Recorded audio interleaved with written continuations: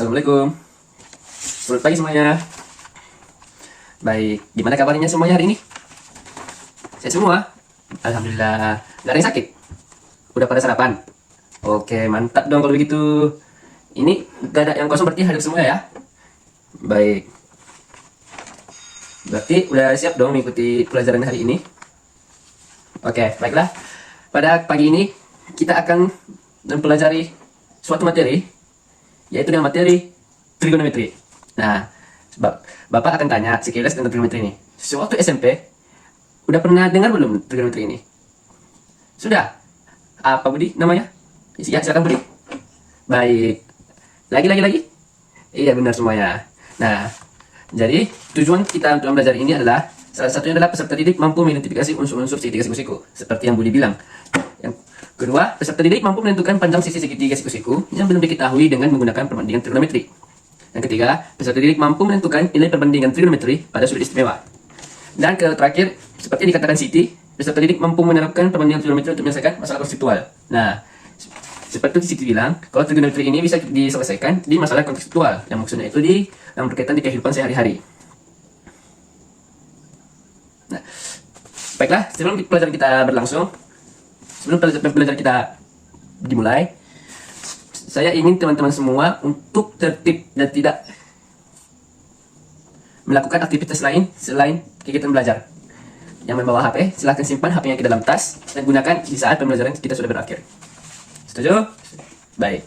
Oke, nah, salah satu masalah kontekstual yang terjadi adalah dan saya tampilkan berikut. Pak Bilkis melihat sebuah mobil dari atas gedung dengan membentuk sudut depresi sinar matahari adalah 30 derajat. Jika jarak mobil ke gedung adalah 20 meter, tentukanlah tinggi bangunan tersebut. Nah, jika kita gambarkan, situasinya akan seperti ini. Yang dimana ada Pak Bilkis yang disimbolkan sebagai B dan A adalah sebagai mobil. Nah, silakan teman-teman perhatikan, bukankah ada di sini ada sudut depresi dan ada juga sudut elevasi. Nah, baiklah, maka teman-teman, Anda semua, mohon diperhatikan dari penjelasan saya ini agar bisa menyelesaikan soal-soal yang telah saya berikan. Baik, langsung saja pengertian trigonometri. Trigonometri adalah ilmu yang mempelajari tentang hubungan sisi dan sudut dalam segitiga. Di dalam trigonometri ini akan ada istilah-istilah baru seperti sinus yang disingkat dengan sin, kosinus yang disingkat dengan cos, tangen yang disingkat jadi tan, kosekan yang disingkat menjadi kosekan, kosekan yang disingkat menjadi kosek, sekan disingkat menjadi sek, dan terakhir adalah kotangen yang disingkat dengan kot. Nah, pada pembagian segitiga siku-siku ada namanya depan, miring, dan samping. Seperti kita lihat, miring adalah sisi terpanjang dari ke sisi tiga sisi segitiga siku-siku. Nah, sisi panjang tersebut ini bisa dikatakan dengan sisi hipotenusa. Jangan lupa ya, sisi hipotenusa. Nah, untuk menentukan bagaimana mana sisi depan dan sisi samping, caranya adalah jika saja di sini adalah sudut, di sini sudut. Nah, maka di depan sudut ini adalah namanya sudut depan, sisi depan. Begitu juga samping. Ini adalah sudutnya misalnya, dan sampingnya adalah sisi samping. Nah, untuk mencari sisi miring ini, kita bisa menggunakannya dengan perbandingan trigonometri. Apa saja rumusnya? Seperti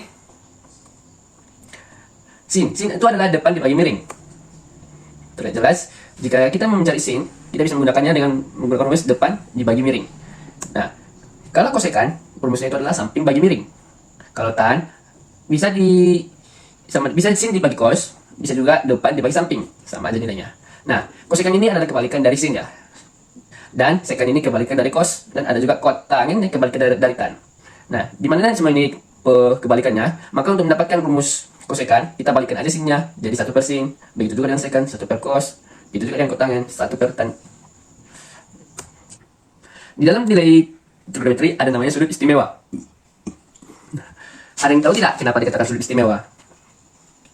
Iya, benar. Nah, dikatakan sudut istimewa itu karena nilai-nilai sudutnya itu bisa kita cari tanpa menggunakan kalkulator.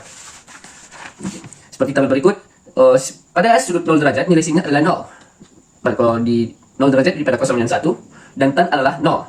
Begitu juga dengan sin 30 derajat sama dengan setengah, 45 derajat sama dengan setengah akar 2, 60 derajat sama dengan setengah akar 3, dan 90 adalah 90 derajat sama dengan 1. Begitu juga dengan cos, seperti di tabel yang berikut ini. Nah, tapi kalian semua, kita sebenarnya bukan wajib sih, harus mengetahui nilai sudut istimewa. Karena sudut istimewa ini sangat sering muncul pada saat ujian-ujian ataupun tes-tes yang lain. Nah, teman-teman pasti membenci kan yang namanya menghafal. Nah, tapi teman-teman tidak perlu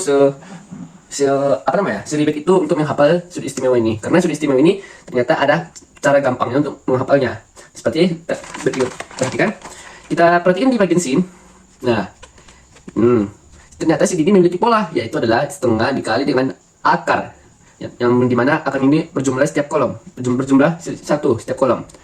Seperti yang di sini, sin 45 derajat adalah setengah kali akar 2, 60 derajat adalah setengah akar 3, maka 90 derajat adalah setengah akar 4. Nah, kenapa 1?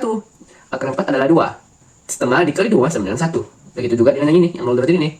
Ini kan setengah akar 1, hasilnya tetap setengah akar 0. Akar 0 sama dengan 0, 0 dikali setengah sama dengan 0. Nah, untuk mencari nilai cosnya itu gampang. Kita balikkan aja nilai sinnya ini ke cos. Kita lihat nilai sin. Sin adalah 0, setengah akar 2, setengah akar 3, 1. Nah, kalau di bagian cos kita balikan aja, kiri ke kanan, kanan ke kiri. Seperti 1, setengah akar 3, setengah akar 2, setengah sama dengan 0. Begitu dengan kalau kita mencari nilai cos. Jadi teman-teman tidak perlu menghafal satu-satu tabel berikut. Kita cukup ingat polanya aja.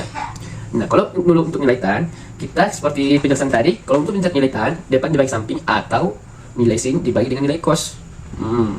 0 bagi 1 sama dengan 0, setengah dibagi setengah akar 3 sama dengan setengah akar 3, setengah akar 2 dibagi setengah akar 2 sama dengan 1, setengah akar 3 dibagi setengah akar 3, coret setengah tinggal akar 3, 1 dibagi 2 sama dengan tidak terpilih. Nah, jadi gampang kan menghafal nilai sudut istimewa trigonometri berikut? Tidak serumit yang kita bayangkan. Baik, kita lanjut selanjutnya. Nah, di aplikasi permainan trigonometri ini ada terbagi dua, yaitu adalah sudut elevasi dan sudut depresi. Bedanya apa? Seperti tertera di depan ini, sudut terbentuk antara garis pandang dan garis mendatar dengan posisi pengamat nilai ke atas. Nah, berarti yang si pengamat ini menengok ke atas atau dia menengok burung seperti gambar berikut. Kalau sudut depresi, sudut terbentuk antara garis pandang dan garis mendatar dengan pengamat melihat ke bawah. Nah, kalau sudut depresi ini berarti kebalikannya dari sudut evaluasi. Nah, seperti apa contoh soalnya, Pak? Nah, perhatikan contoh soalnya berikut. Sebuah tangga yang panjangnya 5 meter bersandar pada tembok membentuk sudut elevasi 60 derajat. Nah, seperti penjelasan tadi, masih ingat kan sudut elevasi?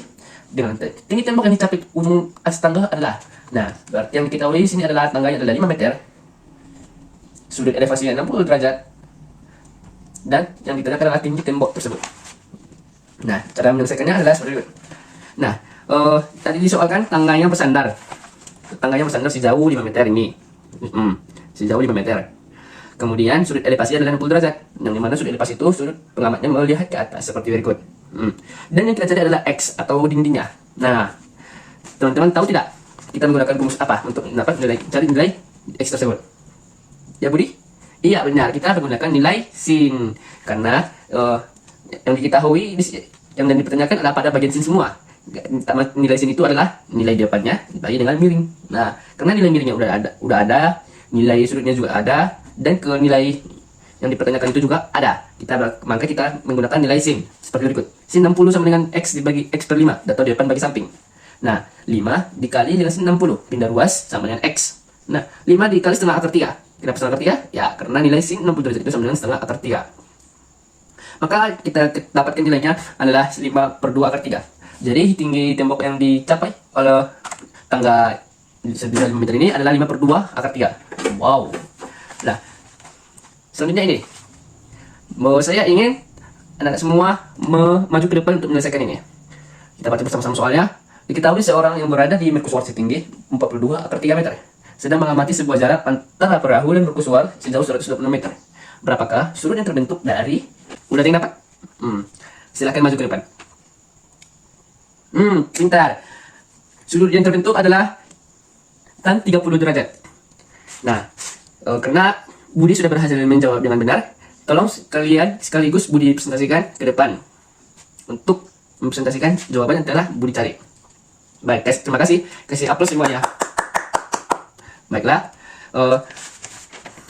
Bapak akan membagikan sekelompok, yang dimana kelompok ini adalah 4 orang dalam satu kelompok. Nah, nantinya setelah pembagi kelompok, Bapak akan membagikan LKPD kepada kalian semua untuk kalian kerjakan. Di sini nanti ada petunjuknya bagaimana cara mengerjakannya. Nah, jika ada anak-anak yang ingin mempertanyakan, silakan tanya aja. Silakan tanya saja kepada Bapak, dan Bapak akan membantu kalian untuk menemukan jawaban-jawaban yang kalian cari. Nah, di sini nanti tulis nama kelompoknya, siapa nama anggota kelompoknya. Baik. Baiklah, waktu telah habis. Pada kelompok 1, silakan maju ke depan untuk mempresentasikan hasil jawaban kalian. Nah, setelah kelompok 1 nanti presentasi, maka nanti kelompok yang lainnya bisa menanggapi, bisa merespon dengan jawaban yang mereka presentasikan. Baiklah semuanya, kasih aplaus kepada kita semua yang sudah melakukan yang terbaik pada hari ini. Nah, dari trigonometri, dapat adalah teman-teman trigonometri. Adakah teman-teman yang kurang memahaminya? Selama mengerjakan KPD berikut, apakah ada yang sulit atau adakah yang membuat kita yang membuat sulit menghadapinya? Tidak ada juga ya.